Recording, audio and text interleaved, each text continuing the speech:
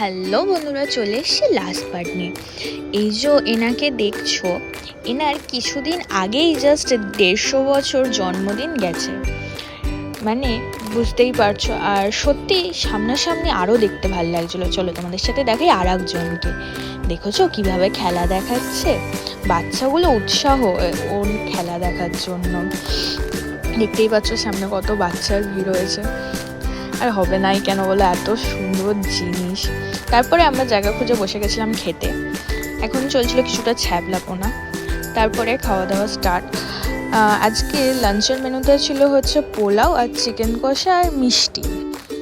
রান্নাগুলো সত্যিই খুব ভালো হয়েছিল। আর তারপরে খেয়ে দিয়ে তুলছিলাম কিছু ছবি টবি তুলে বেরিয়ে পড়েছিলাম বাড়ি ফেরার রাস্তায়, কারণ কি শীতকাল তো তাড়াতাড়ি সন্ধে হয়ে যায়। চলো, আমার ভিডিও যাদের যাদের ভালো লাগবে প্লিজ চ্যানেলটাকে সাবস্ক্রাইব করে লাইক করে নিও। টাটা।